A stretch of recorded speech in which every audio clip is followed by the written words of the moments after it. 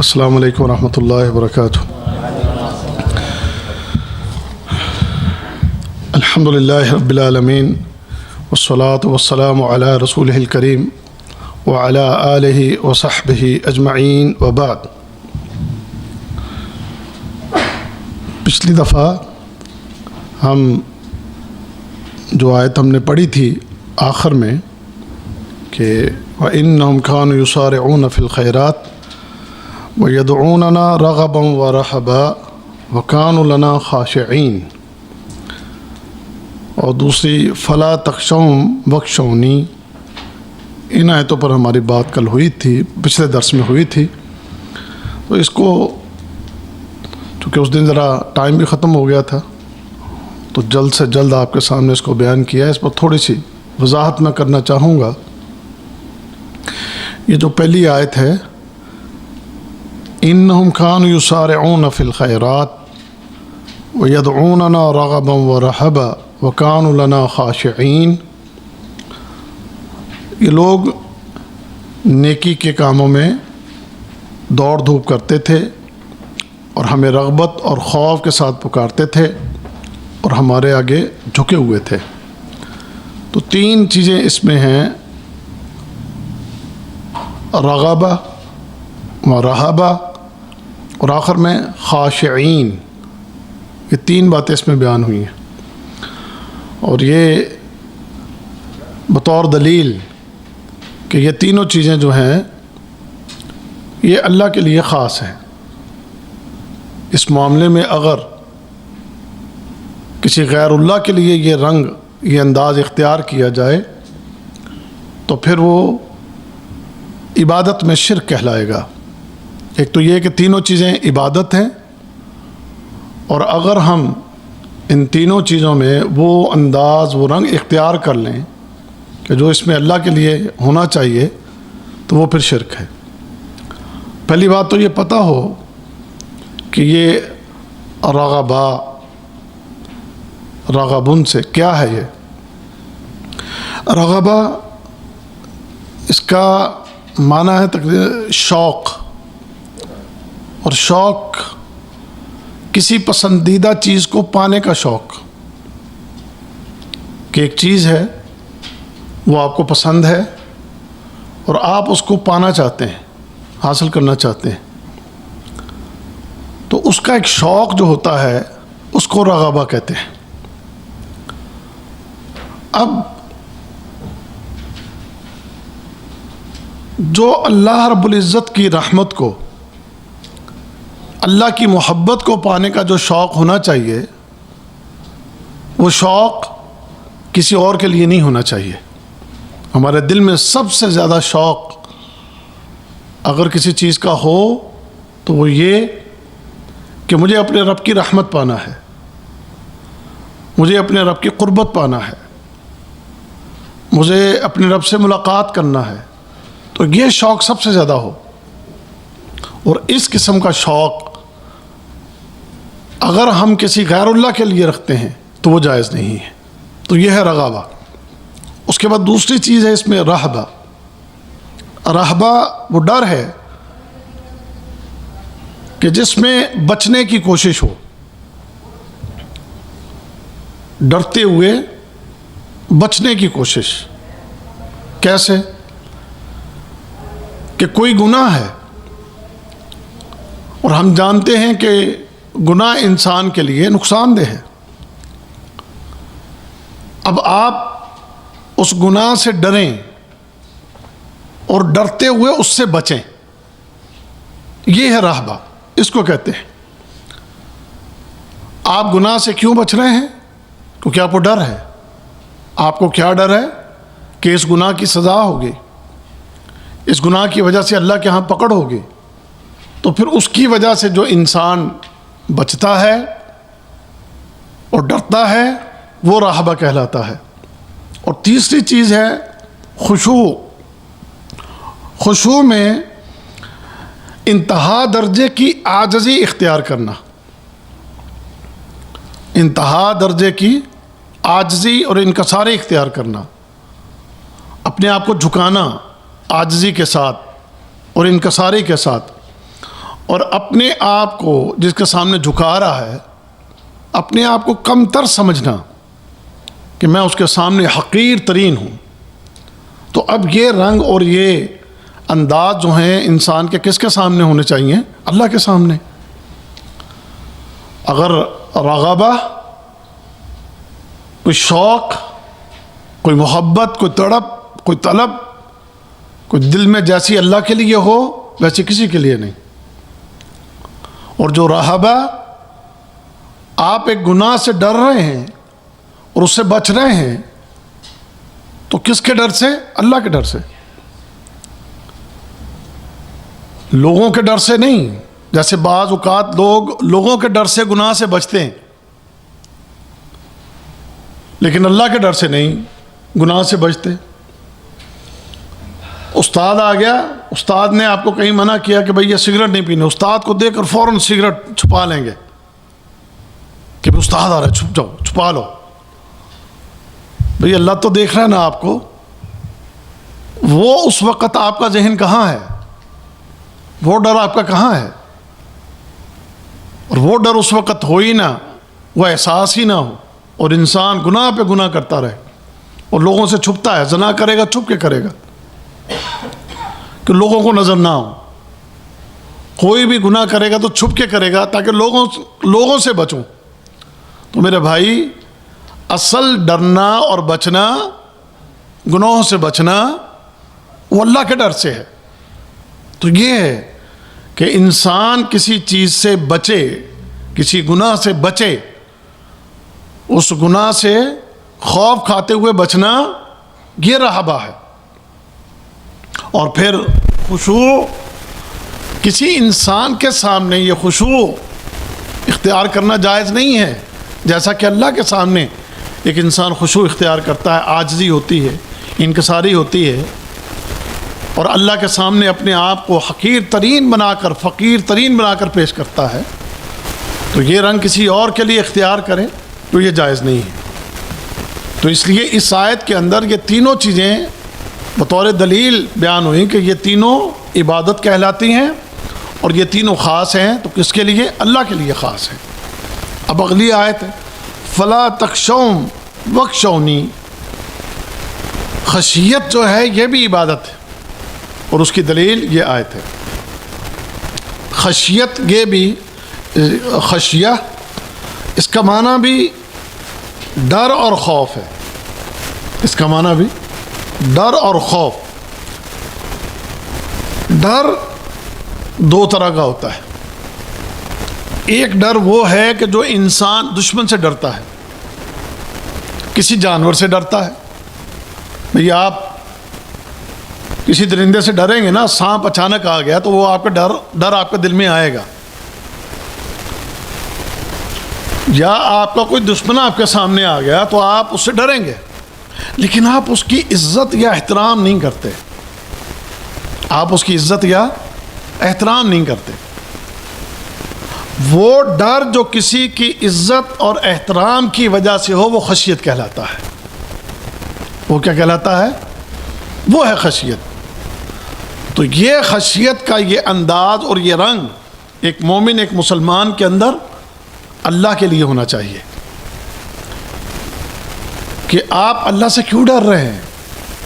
اس کی کبریائی، اس کا جلال، اس کی ہیبت، اس کی طاقت، اس کی قدرت، اس کا ایک روب و دبدبا جو ہمارے اوپر ہے۔ اور ایسا بعض اوقات روب دبدبا والدین کا بھی ہوتا ہے، بڑے کا بھی کسی کا ہوتا ہے، وہ بھی تعظیم کے لیے ہوتا ہے، لیکن جو تعظیم اللہ کی،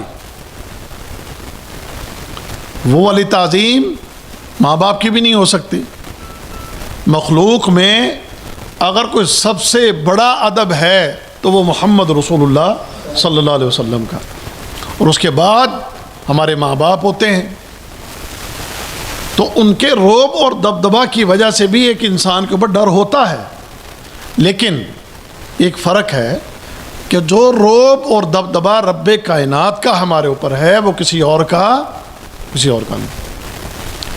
آپ جانتے ہیں کہ نبی کریم صلی اللہ علیہ وسلم نے فرشتوں کے بارے میں آپ نے بتایا تھا کہ میں نے فرشتوں کو دیکھا کہ اللہ تعالیٰ کی بارگاہ میں جب وہ کھڑے ہوتے ہیں اور اللہ کا کوئی حکم جب نازل ہوتا ہے تو ایک لرزہ طاری ہوتا ہے تمام فرشتوں کے اوپر، یہاں تک کہ جبرائیل امین بھی کانپ رہے ہوتے ہیں، اور جتنے بھی فرشتے ہیں وہ تقریباً بے ہوش ہو جاتے ہیں اللہ کے ڈر سے، اور سب سے پہلے جو سنبھلتا ہے فرشتہ تو جبرائیل امین ہے۔ جبرائیل امین پھر اللہ کا حکم لیتے ہیں، پھر اس کے بعد تمام فرشتے جو ہیں ان تک اللہ کا حکم پہنچتا ہے، تو ایک لرزہ ان پہ طاری ہوتا ہے۔ یہ ہے خشیت۔ تو یہ ایسی خشیت اللہ رب العزت سے، اس خالق اور اس مالک سے، یہ اس کا حق ہے۔ ایسی خشیت انسانوں کے بارے میں ہمارے دل میں نہیں ہونی چاہیے، تو یہ بھی ایک عبادت ہے۔ پھر اس کے بعد اگلی چیز ہے انابت اور رجوع۔ وَأَنِيبُوا إِلَىٰ رَبِّكُمْ وَأَسْلِمُوا لَهُ، وَأَنِيبُوا اور پلٹ آؤ، إِلَىٰ رَبِّكُمْ اپنے رب کی طرف، وَأَسْلِمُوا لَهُ اور مطیع بن جاؤ اس کے۔ اب اس میں انابت کے حوالے سے وَأَنِيبُوا إِلَىٰ رَبِّكُمْ اپنے رب کی طرف پلٹ آؤ۔ انیبو انابہ، اور اسی طرح جیسے توبہ، تابہ یتوب، توبہ میں 3 چیزیں ہوتی ہیں، 3 چیزیں توبہ کے اندر۔ نمبر 1 کہ انسان اپنے کسی بھی گناہ پر شرمندہ ہو۔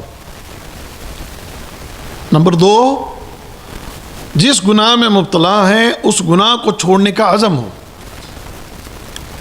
اور نمبر 3 اپنے اس گناہ پر معافی بھی مانگے۔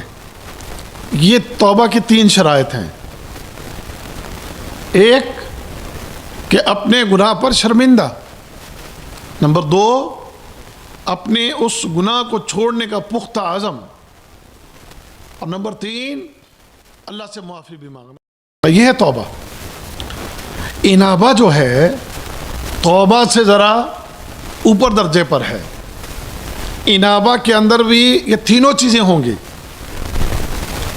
انابہ کے اندر تینوں چیزیں ہوں گی، یعنی اس کے اندر بھی انسان اپنے گناہ پر شرمندہ ہے، اور اپنے گناہ کو چھوڑنے کے لیے پورا عزم ہے، اور اس کے ساتھ تیسری چیز کہ معافی مانگتا ہے، اور چوتھی چیز جب آپ کے اندر پیدا ہو جائے تو سمجھ لیں کہ پھر آپ منیب ہیں۔ آپ کیا ہیں؟ منیب۔ منیب کہتے ہیں یہی انابہ کی صفت جن کے اندر، وہ منیب ہے۔ اور انہی کے لیے اللہ تعالیٰ نے من خشی الرحمن بالغیب وجاء بقلب منیب ادخلوها بسلام ذالک یوم الخلود، یعنی ان کے لیے اللہ تعالیٰ نے یہ خاص اعلان فرمایا ہے جنت میں داخلے کا، اور کہتے ہیں کہ یہ صفت مومنین کی صفت ہے۔ تو چوتھی چیز اس میں کیا ہوتی ہے کہ ایک بندہ جو گناہ کر بیٹھا تو وہ بار بار اپنے گناہ پر شرمندہ ہوتا رہتا ہے، اپنے اس گناہ کو اکثر یاد کرے گا، اور بار بار اللہ کی طرف رجوع کرے گا، بار بار اللہ کی طرف پلٹے گا کہ ہاں فلاں وقت میں مجھ سے وہ غلطیاں ہوئیں، میں نے وہ گناہ کیے۔ تو بار بار اللہ کی طرف پلٹنا، یہ ہے انیبو۔ بالکل اپنے دل و دماغ میں اپنے سابقہ زندگی کے کیے ہوئے جرم اور گناہ، ان کے خلاف نفرت اپنے دل و دماغ میں پیدا کر کے اپنا رجحان اور اپنا رجوع اپنے اللہ کی طرف۔ تو انسان ڈرتے ہوئے، خوف کھاتے ہوئے اپنے سابقہ گناہوں کو یاد کر کے روتا ہے، معافیاں مانگتا ہے، بار بار معافی مانگتا ہے، بار بار اللہ کی طرف پلٹتا اور اس سے معافیاں مانگتا اور اس کے سامنے گڑ گڑاتا ہے۔ تو یہ ہے انیبو۔ تو ایسا عظیم عمل انسان کس کے لیے کرے گا؟ اللہ کے لیے کرے گا۔ یہ عمل انسان کا اس ذات کے لیے خاص ہے، اس کے بعد اگلی آیت ہے وَإِيَّاكَ نَعْبُدُ وَإِيَّاكَ نَسْتَعِينُ. اب اس کے اندر جو ہے استعانت، نعبد عبادت ہے، استعانت بھی عبادت ہے. ہم عبادت کی اقسام پڑھ رہے ہیں تو استعانت بھی، یہ بھی عبادت ہے. اب یہ جو استعانت ہے یعنی مدد مانگنا، مدد انسان جس سے مانگے اس میں 3 خصوصیات ہونی ضروری ہیں. جس سے آپ نے مدد مانگنا ہے اس میں 3 خصوصیات ہونی ضروری ہیں. اگر ان 3 میں سے کچھ کم ہے تو پھر آپ کی یہ استعانت جو ہے یہ غلط ہے. وہ 3 چیزیں کیا ہیں کہ جس سے آپ مدد مانگ رہے ہیں وہ آپ کی مدد کرنے پر قدرت بھی رکھتا ہے کہ نہیں، نمبر 1. نمبر 2، جس سے آپ مدد مانگ رہے ہیں وہ موجود بھی ہے دنیا میں کہ نہیں ہے. نمبر 3، وہ زندہ ہے یا مردہ ہے. یہ 3 چیزیں ہونی ضروری ہیں. اب اگر آپ مدد مانگتے ہیں کسی سے، نہ وہ اس کی قدرت رکھے، نہ وہ آپ کے پاس موجود ہو، نہ صرف آپ کے پاس بلکہ دنیا میں بھی موجود نہ ہو، زندہ ہی نہ ہو، مردہ ہو، تو پھر کیا خیال ہے؟ یہ استعانت درست ہے؟ یہ استعانت درست نہیں ہے. میں آپ سے کہتا ہوں، میں پڑھا رہا ہوں اور مجھے پڑھاتے ہوئے اچانک پیاس لگ جائے تو میں آپ سے کسی سے کہتا ہوں کہ جاؤ یار میرے لیے پانی لے آؤ. آپ موجود بھی ہیں اور آپ اس کی قدرت بھی رکھتے ہیں اور آپ زندہ بھی ہیں. 3 خصوصیات آپ میں ہیں. ٹھیک ہے نا؟ اب گھر میں میرا بھتیجا بیٹھا ہے تو میں یہاں بیٹھا کہوں بھتیجے کو بھتیجے پانی لے آؤ، تو وہ تو یہاں موجود نہیں ہے، وہ تو بھائی گھر میں ہے. اگرچہ وہ قدرت تو رکھتا ہے لیکن موجود نہیں ہے، زندہ بھی ہے لیکن یہاں موجود نہیں ہے. اور بات سمجھ رہے کہ نہیں سمجھ رہے آپ؟ تو یہاں ہی بیٹھا میں اس کو کہوں کہ یار بھتیجا ہے میرا، تو اس کو میں کہوں کہ بھائی میرے لیے پانی لے آؤ. ہاں مجھے کہو گے یار پاگل ہو تم، وہ اپنے کہاں گھر میں بیٹھا، آپ یہاں بیٹھے، آپ نے مانگنا ہے. تو یہ جو 3 یہاں پر جناب اتنے بندے بیٹھے، ان میں سے آپ کسی کو کہیں. اچھا، اب ایک بندہ وہ گاڑی چلانا جانتا ہی نہیں ہے، بالکل اس کو پتہ نہیں گاڑی کیسے چلانا ہے، اس کو سائیکل بھی نہیں چلانی آتی. تو میں اس سے کہوں یار یہ چابی پکڑو، میری طبیعت ٹھیک نہیں ہے تو ذرا یہ گاڑی چلاؤ، تو کیا ہے؟ وہ قدرت نہیں رکھتا. وہ موجود ہے، زندہ بھی ہے، لیکن بھائی وہ اس کی قدرت نہیں رکھتا. وہ کہے یار آپ پاگل ہیں، بھی مجھے چلانی نہیں آتی. قدرت بھی ہے نا، موجود بھی ہے اور زندہ بھی ہے، لیکن قدرت نہیں ہے اس کی. تو میں اس سے یہ استعانت طلب کروں تو پاگل ہوں میں. اب جو مر گیا تو اس کی تو 3 صفتیں غائب ہیں نا، نہ وہ زندہ، نہ قدرت، نہ موجود.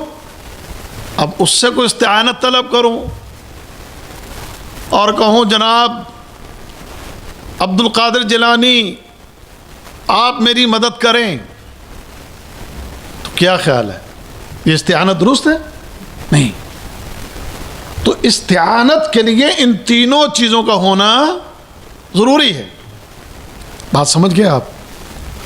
اب بعض چیزوں میں یہ 3 صفتیں کسی انسان کے اندر موجود ہیں، اس کے پاس کسی کام کو کرنے کی طاقت بھی ہے، وہ موجود بھی ہے، وہ زندہ بھی ہے. ایک ڈرائیور گاڑی چلانا جانتا ہے، میں اس کو کہتا ہوں یار میری طبیعت خراب ہے گاڑی چلاؤ، وہ جانتا ہے، وہ زندہ ہے، موجود ہے، وہ کہے گا ٹھیک ہے. تو یہ استعانت، ایسی استعانت بالکل جائز ہے. اس استعانت میں کوئی مسئلہ نہیں ہے. آپ موجود ہیں، آپ پانی لا کر دے دیں گے تو یہ استعانت یہ بالکل جائز ہے. لیکن مجھے یہ بتائیں میں آپ سے یہ کہوں کہ میں بے اولاد ہوں یا میرے پاس بیٹا نہیں ہے، میرے پاس بیٹا نہیں ہے، آپ موجود ہیں، آپ زندہ ہیں، لیکن یہ چیزیں آپ کی طاقت میں نہیں ہیں، آپ اس کی قدرت نہیں رکھتے، آپ دن کو رات میں، رات کو دن میں بدلنے کی طاقت اور قدرت نہیں رکھتے، آپ موسم خشک ہو جائیں، خشک سالی ہو جائے، آپ آسمانوں سے بارش برسانے کی قدرت نہیں رکھتے، کسی کے اوپر رزق کی تنگی ہو جائے تو اس رزق کی تنگی کو دور کرنے کی طاقت اور قوت آپ نہیں رکھتے، تو یہ استعانت خاص کس کے لیے؟ ایاک نعبد، اللہ تیری ہم عبادت کرتے ہیں، وإیاک نستعین، تو یہ استعانت یہ تجھی سے ہوگی۔ اور یہاں پر آپ ترجمہ کلاسیں پڑھ چکے، آپ کو علم ہوگا کہ یہاں پر نعبدک و نستعینک ایسے نہیں آیا، عربی گرامر کے حساب سے یہ ایسے آتا، لیکن یہاں ایاک نعبد و ایاک نستعین، کہ یہ خاص تیری ہی عبادت، اور استعانت سے یہاں جو مراد ہے وہ خاص صرف تجھی سے، تیرے سوا کسی سے نہیں، کوئی اس چیز پر قدرت رکھتا ہی نہیں کہ جس استعانت کی ہم بات کر رہے ہیں۔ میں بیمار ہوں وَإِذَا مَرِضْتُ فَهُوَ يَشْفِينِ، میں بیمار ہوں تو میری بیماری کوئی ڈاکٹر کی دوائی اثر کر ہی نہیں سکتی کہ جب تک وہ شفا نہ دے۔ کتنے مریض ہیں ہاسپٹل میں جاتے ہیں، دوائیاں کھا کھا کے بھی آخر میں کہتے جی طبیعت ٹھیک نہیں ہو رہی، اور بعض مریض ہیں کہ وہ ایک آدھی گولی کھائیں تو ٹھیک ہو جاتے ہیں۔ تو اصل میں شفا اس اللہ کے ہاتھ میں ہے، اولاد دینا یہ اس کا اختیار ہے، میری تنگ دستی کو خوشحالی میں بدلنا میرے اللہ کا اختیار ہے، یہ کسی انسان کے پاس یہ طاقت اور یہ قدرت نہیں ہے، اور وہ موجود ہے، وہ زندہ ہے، اور وہ قدرت رکھتا ہے۔ یہ تینوں صفات مکمل طور پر اگر کسی ذات میں موجود ہے تو وہ صرف اللہ ہے۔ بات سمجھ گئے آپ؟ تو یہ ہے یہاں پر، اس لیے یہاں پر حدیث بھی نبی کریم صلی اللہ علیہ وسلم نے اپنے ایک صحابی سے کہا تھا وَإِذِ اسْتَعَنْتَ فَاسْتَعِنْ بِاللَّهِ، جب بھی یہ استعانت کا معاملہ ہو تو اللہ ہی سے مدد مانگنا، اس اللہ سے مدد مانگو۔ تو یہ وضاحت میں نے کر دی کہ اس سے کیا مراد ہے۔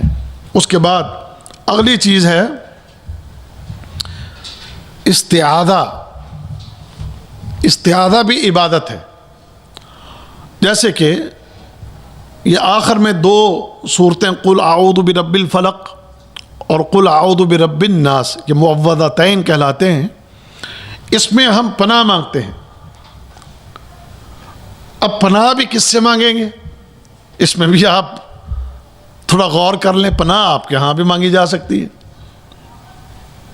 لیکن دیکھا جائے گا کہ آپ مجھے پناہ دے بھی سکتے ہیں، آج چھوٹی موٹی کسی چیز سے مجھے پناہ دے سکتے ہیں، اور اپنی جو آپ کی حیثیت ہے اسی کے مطابق آپ مجھے پناہ دے سکیں گے۔ اگر کسی بندے کے ساتھ میری لڑائی جھگڑا وہ مجھے مارنا چاہتا ہے تو میں آپ کے پاس آ جاؤں گا، میں کہوں یار مجھے یہاں پناہ دے دو۔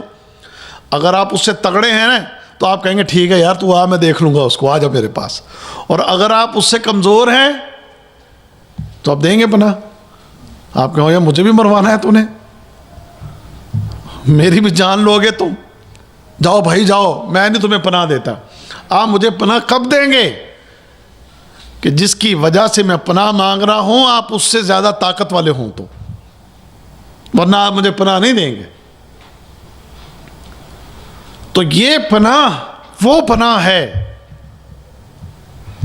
کہ جن چیزوں سے ہم بچنا چاہتے ہیں ان چیزوں سے بچانے کی طاقت اور قدرت صرف اللہ کو ہے اور کسی کو نہیں ہے۔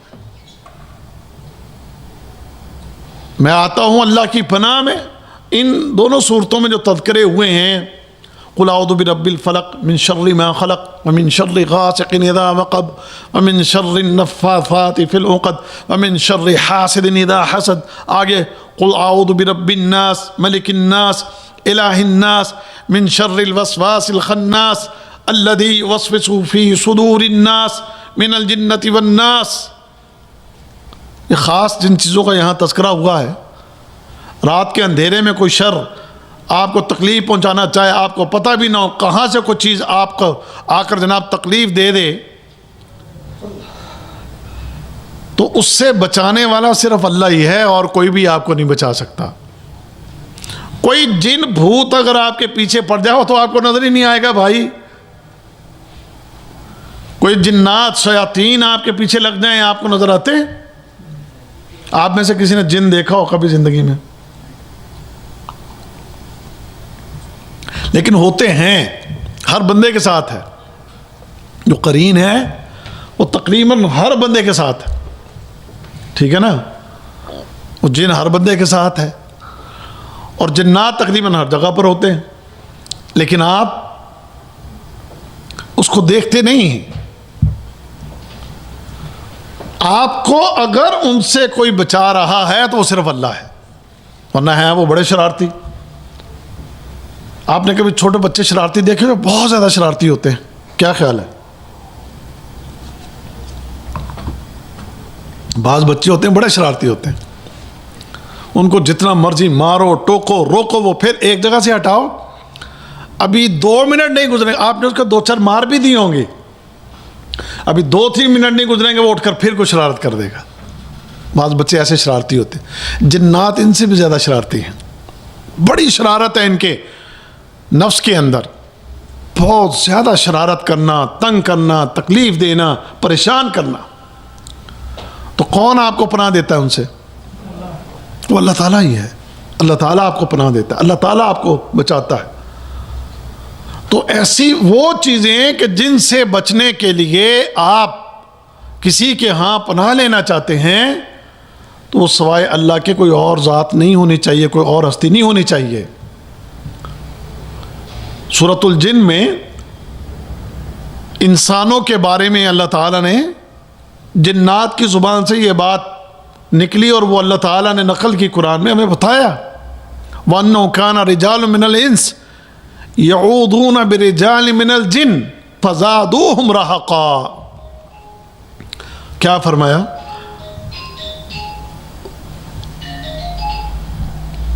فرمایا کہ انسان جو تھے وہ جنات کے پاس پناہ مانگتے، جنات سے کہتے کہ بھی ہمیں اپنے ہاں پناہ دے دو. وہ کیسے پناہ لیتے؟ ہوتا یہ کہ جب لوگ اس وقت میں پہلے زمانے میں چونکہ سفر پیدل ہوتے، گھوڑوں پر ہوتے، اونٹوں پر ہوتے، رات کے سفر وادیوں میں سے کہیں سے گزرتے، کہیں جناب پہاڑوں سے اور صحراؤں سے نہ جانے کہاں کہاں سے گزرتے، تو کہیں پر جب رکتے پڑاؤ ڈالتے تو وہاں پر آواز لگاتا اس قافلے کا سردار، کیونکہ ان کو پتا تھا کہ یہاں وادیوں میں پہاڑوں میں صحراؤں میں یقیناً یہاں پر جنات ہوں گے. تو وہ ایک سردار آواز لگاتا اور کہتا کہ یقیناً یہاں پر تم رہتے ہو بستے ہو، ہمیں آج رات یہاں پر گزارنی ہے تو ہم تمہارے ہاں پناہ لیتے ہیں، ہمیں تم اپنے پاس پناہ دے دو. تو یہ بات وہ جنات سے کہتے اور یہ چیز جنات کو بڑی پسند آتی. کہتے دیکھو بھئی یہ انسان ہم سے ڈر رہا ہے. فزادوہم رہقا. اللہ کہتے ہیں اس چیز نے ان جنات کی سرکشی کو اور بڑھا دیا. وہ جنات میں جہاں شرارتیں بہت ہیں ان میں تکبر بھی بہت ہے. وہ تکبری تو ہے اس کا ابلیس کا کہ جب اس نے کہا کہ میں اس کو سجدہ کروں، خلقتنی من نار وخلقتہ من طین، اس کا گھمنڈ، اس کا تکبر وہی تھا جس کی وجہ سے کہ وہ اللہ کی بارگاہ سے نکال دیا گیا اور مردود ہوا. تو یہ جنات میں اپنے باپ کی طرف سے یہ سرکشی، یہ باپ ہے ان کا ابلیس، اس کی طرف سے یہ سرکشی، یہ تکبر یا گھمنڈ ان میں وہ اور زیادہ ہو جاتا کہ دیکھو یہ ہم سے ڈر رہے ہیں. حالانکہ انسان کو جنات سے، ایک مومن کو، ایک مسلمان کو جنات سے ڈرنا نہیں چاہیے، لیکن کب نہیں ڈرے گا؟ جب اس کا تعلق باللہ مضبوط ہوگا، جب اس کو علم ہوگا کہ بھی میں نے آج صبح و شام کے اذکار کر رکھے ہیں، میں نے وہ ساری دعائیں پڑھ رکھی ہیں، میں نے ہر نماز کے بعد قل اعوذ برب الفلق قل اعوذ برب الناس یہ صورتیں پڑھ رکھی ہیں، اور صبح و شام کے اذکار قل اعوذ بکلمات اللہ التامات من شر ما خلق پڑھتے ہیں نا آپ، اعوذ بکلمات اللہ التامات من شر ما خلق، تو یہ پناہ کے ان سیغوں کے ساتھ میں نے اللہ کے ہاں پناہ پکڑ رکھی ہے، تو پھر وہ بندہ ان سے نہیں ڈرتا، وہ پھر شیطان اس انسان سے ڈرتا ہے، وہ جنات پھر اس سے ڈرتے ہیں، وہ اس سے خوف کھاتے ہیں۔ لیکن اگر یہی انسان اللہ سے پناہ مانگنے کی بجائے ان سے کہہ دے کہ میں تمہارے یہاں پناہ مانگتا ہوں، تو پھر وہ اور مغرور ہو جاتے ہیں اور وہ ان کے اوپر اور زیادہ مسلط ہو جاتے ہیں۔ تو یہ جو استعاذہ ہے، یہ پناہ مانگنا، اور ان چیزوں سے کہ جن سے بچانے پر صرف اللہ کی ذات قادر ہے، اس کے بعد یہ طاقت اور قدرت ہے، تو وہ پھر کسی اور کے پاس استعاذہ جائز نہیں ہے۔ بلکہ اگر آپ اس کو وہ طاقت اور قدرت کا حامل سمجھتے ہیں جو طاقت اور قدرت ہمارے رب کی ہے، تو پھر یہ شرک بن جائے گا۔ تو یہ استعاذہ۔ اس کے بعد اگلی ہے استغاثہ، ٹھیک ہے جی۔ استغاثہ فرمایا اذ تستغیثون ربکم فاستجاب لکم، اس وقت کو یاد کرو جب تم اپنے رب سے فریاد کر رہے تھے تو اس نے تمہاری فریاد سن لی۔ استغاثہ یہ بھی اللہ کی عبادت ہے، فریاد کرنا، مانگنا۔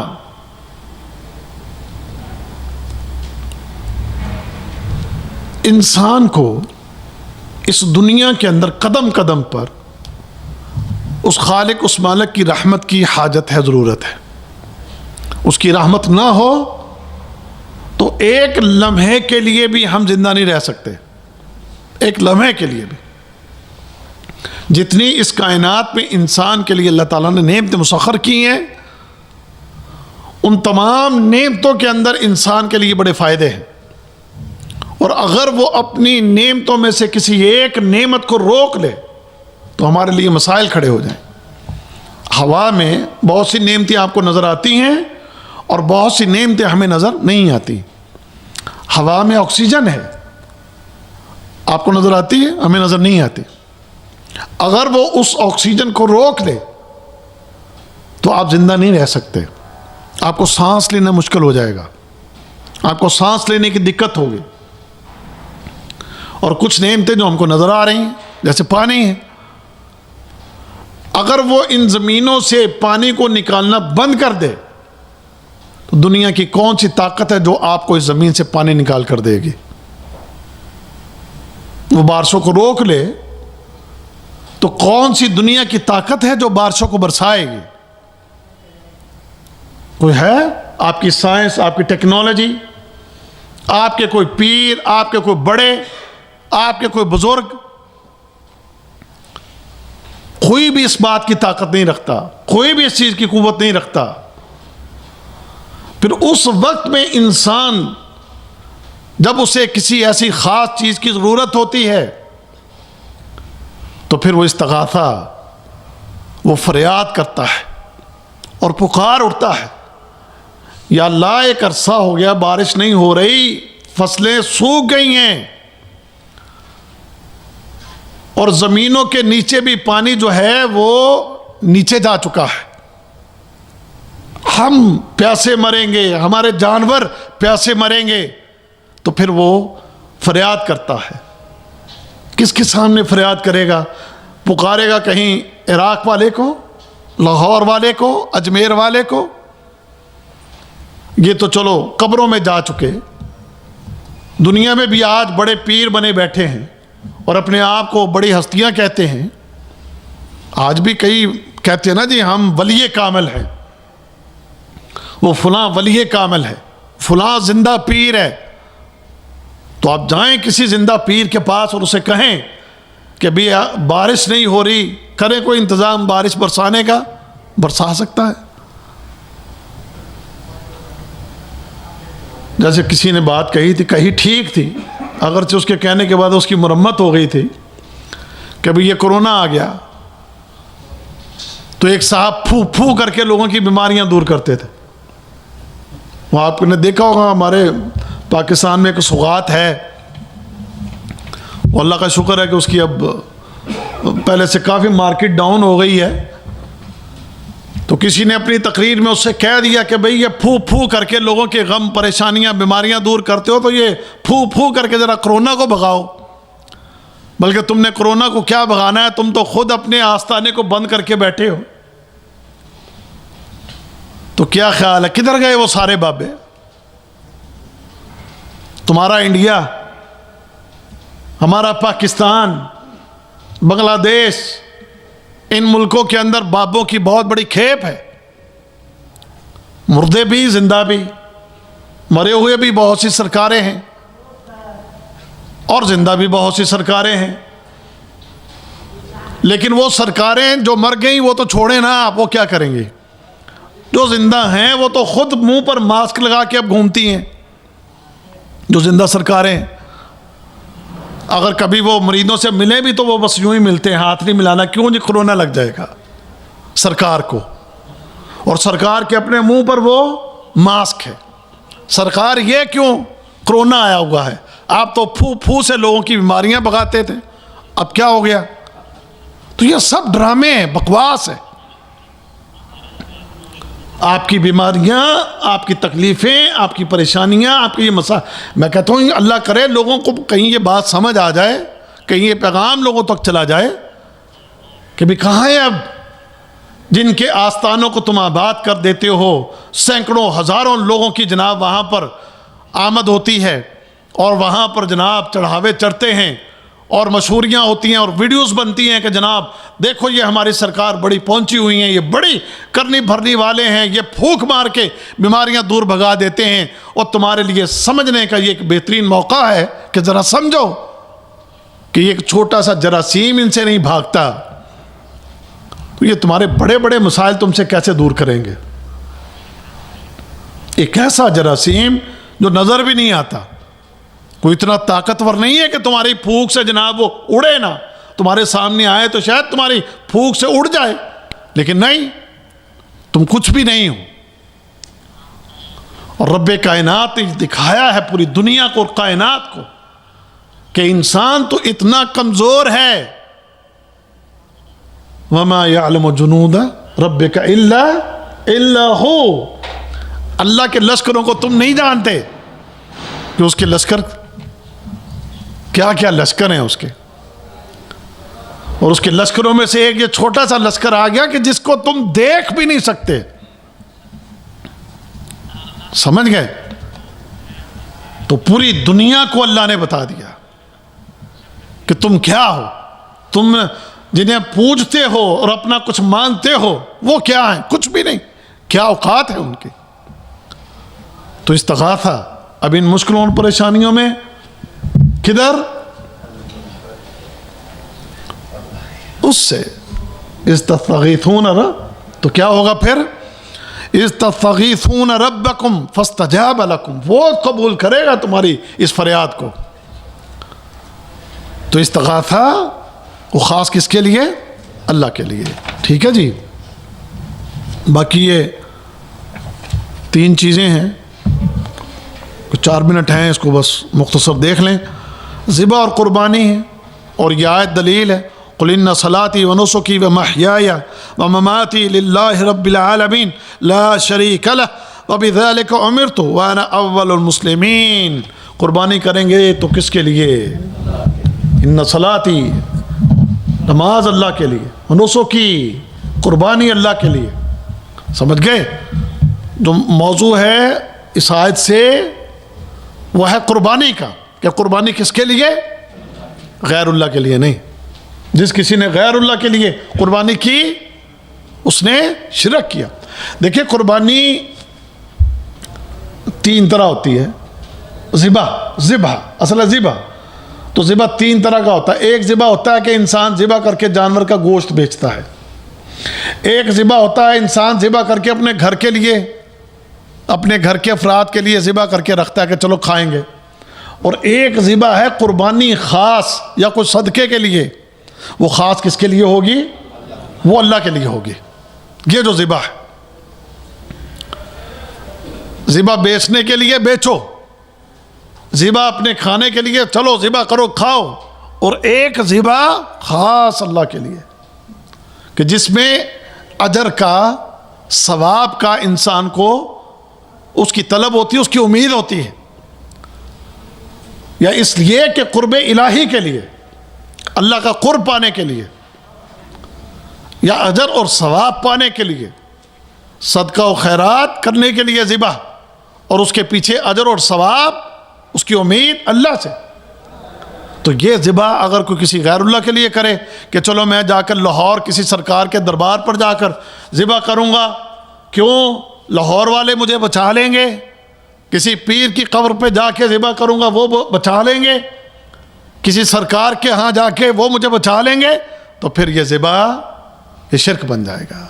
ٹھیک ہے جی، آگے جیسے آگے آیت میں یہ حدیث بھی ہے صحیح مسلم کی، لعن اللہ من ذبح لغیر اللہ، اللہ کی لعنت ہو اس پر جس نے کسی نبی، ولی، پیر، مرشد، صاحب مزار کے لیے جس نے جانور ذبح کیا، اللہ کی اس پر لعنت ہو۔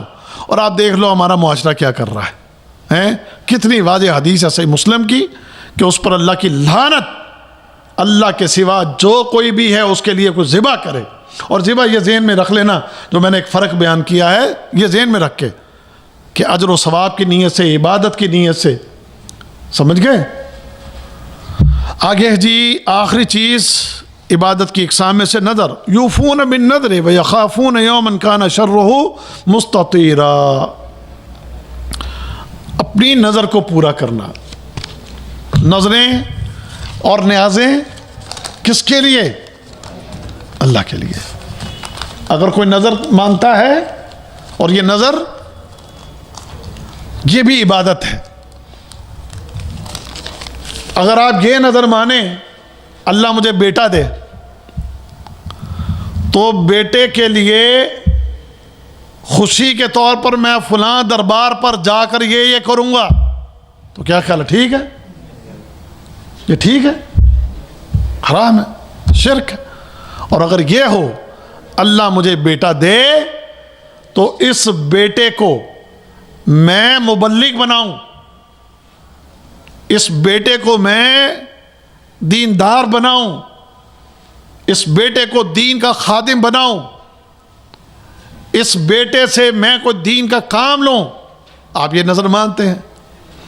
یا اس بیٹے کے لیے میں اس بیٹے کو اللہ کی راہ میں وقف کر دوں، یہ بھی نظر ہے۔ یا اللہ مجھے بیٹا دے تو میں اتنے روزے رکھوں گا، یا میں اتنی نوافل پڑھوں گا، یا میں اتنا کو صدقہ و خیرات کروں گا، تو یہ چیزیں کس کے لیے ذہن کدھر ہوگا کہ کس کے لیے ہوگا؟ اس کی رضا کے لیے۔